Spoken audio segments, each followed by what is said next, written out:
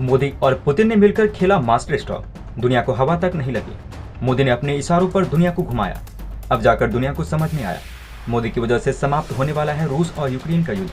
जी हाँ दोस्तों, समरकंद में जो भाषण मोदी ने दिया था, उस भाषण का असर कुछ ऐसा होता हुआ दिखाई दे रहा है कि अब यहाँ पर रूस और यूक्रेन का युद्ध, जो इतने लंबे समय तक चलता हुआ आ रहा था, अब वो खत्म होने के कगार पर पहुंच चुका है। और इसके पीछे भारत और रूस ने मिलकर मास्टर स्ट्रोक खेला है। और इस बात को दुनिया नहीं समझ पाई है। जिस तरीके का मास्टर स्ट्रोक खेला गया है, वो वाकई में काबिले तारीफ है। और आज के इस वीडियो में हम आपको बताने वाले हैं कि कैसे दुनिया वालों के सामने ये दोनों देशों ने मिलकर एक इतना लंबा खिंचता हुआ युद्ध समाप्त करने के कगार पर लाकर खड़ा कर दिया है। तो चलिए जानते हैं कि मोदी ने अपना इस युद्ध को रुकवाने में कैसे और कितना बड़ा योगदान दिया है। इसके अलावा दोनों देशों ने मिलकर किस तरीके की पॉलिटिक्स खेली है, आज के इस वीडियो में जानेंगे सभी बातों को डिटेल में। तो चलिए बढ़ते हैं वीडियो की तरफ। लेकिन अब तक इस वीडियो को अगर आपने शेयर नहीं किया है तो इस वीडियो को शेयर करें ताकि सब तक ये जानकारी पहुंच सके। दोस्तों, समरकंद में जब भारत के पीएम नरेंद्र मोदी और उसके राष्ट्रपति व्लादिमीर पुतिन आमने सामने बैठकर बात कर रहे थे, तो इस वार्ता को पूरी दुनिया ने सुना था। हमें देखने को मिला था कि यहाँ पर भारत के पीएम नरेंद्र मोदी ने कहा था कि रूस और यूक्रेन युद्ध लड़ाई में नहीं सुलझाया जा सकता, बल्कि इसको डायलॉग और डिप्लोमेसी से सुलझाया जाना चाहिए। यही वजह है कि पीएम मोदी के बयान को पूरी दुनिया में पसंद किया जा रहा है। लोग बोल रहे हैं कि जिस तरीके से मोदी ने अपनी ओर से बिना कुछ किसी देश की फिक्र करे हुए इस युद्ध को रुकवाने की बात कही है, वो सच में काबिले तारीफ है। और यही वजह है कि पूरी दुनिया में इस समय भारत के पीएम मोदी के बयान की चर्चा हो रही है। दोस्तों, हमें देखने को मिला कि अमेरिका, फ्रांस और ब्रिटेन समेत कई देश ऐसे निकल के आए हैं जिन्होंने खुलकर भारत की कदम की तारीफ की है। और एक तरफ दुनिया इस चीज की चर्चा कर रही थी कि दूसरी तरफ हमें देखने को मिला कि भारत के पीएम नरेंद्र मोदी ने जो राष्ट्रपति व्लादिमीर पुतिन को बयान दिया, अब उस बयान का जवाब रूस की तरफ से आया है। दोस्तों, भारत में रूस के राजदूत ने कहा, पीएम मोदी के बयान ने खूब ध्यान अपनी ओर खींचा, लेकिन इस बयान में कुछ भी नया नहीं है।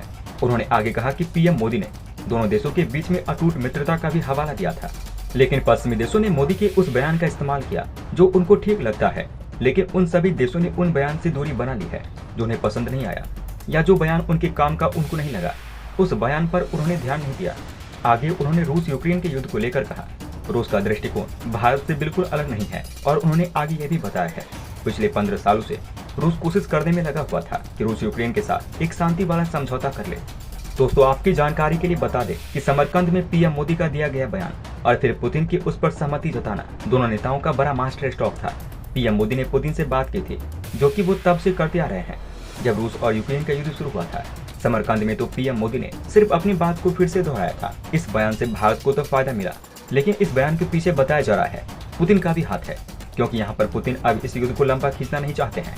और आप ये बात बहुत अच्छे से जानते होंगे कि जब दोनों देशों के बीच युद्ध होता है तो दोनों देशों में काफी ज्यादा बर्बादी हो जाती है, और युद्ध में एक दूसरे को नुकसान पहुंचाने की होड़ में दोनों देश पैसा पानी की तरह बहा देते हैं, और युद्ध की वजह से उन दोनों देशों की जीडीपी पर भी असर पड़ता है। लेकिन यहाँ पर रूस अकेले युद्ध लड़ रहा है, और रूस ये बात अच्छे से जानता है कि अमेरिका यूक्रेन को पीछे से सपोर्ट कर रहा है, इसलिए यूक्रेन को इस युद्ध से उतना नुकसान नहीं हो रहा है जितना कि रूस को हो रहा है। यही वजह है यहाँ पर पुतिन अब इस युद्ध को ज्यादा लंबा खींचना नहीं चाहते हैं।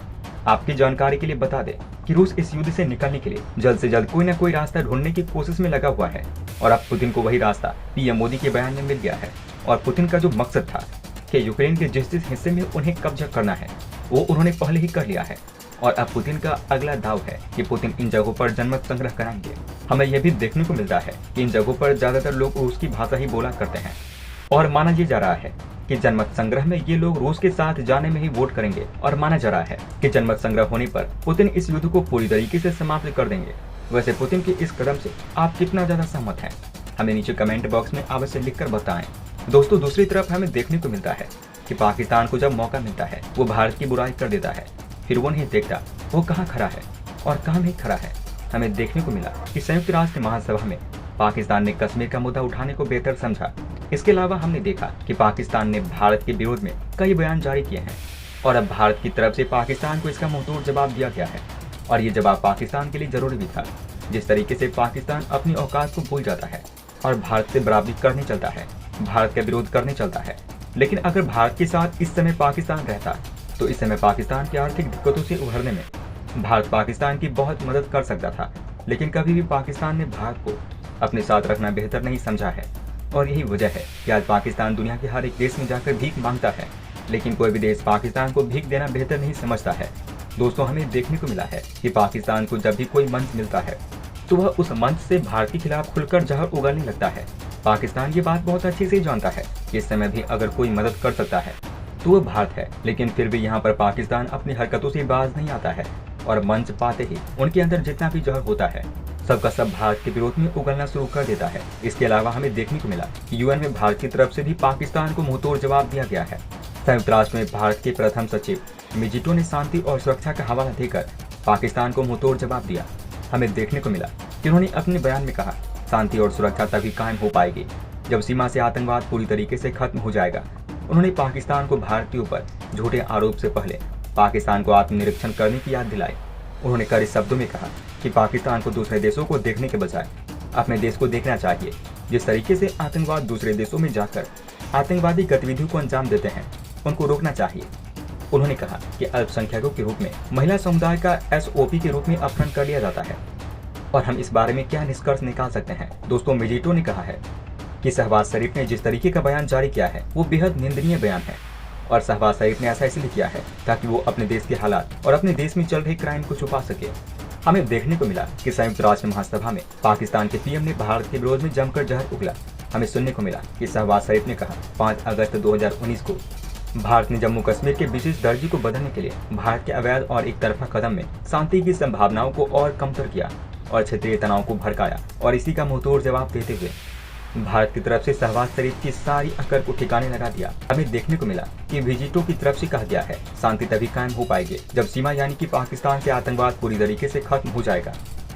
सरकार जब अंतर समुदाय और उनके लोगों के साथ जब साफ हो जाएगी, तब जब अल्पसंख्यकों को सताया नहीं जाएगा। पाकिस्तान कुछ समय पहले भारत को घेरने की कोशिश में लगा हुआ था, उल्टा भारत की तरफ से कुछ ऐसा जवाब दे दिया गया है जिसको सुनने के बाद पाकिस्तान पूरी तरीके से नाच गया है। सुनो, चैनल को सब्सक्राइब करो, उसके बाद घंटी बजा देना ताकि अगली वीडियो आपसे मिस ना हो पाए। Thank you.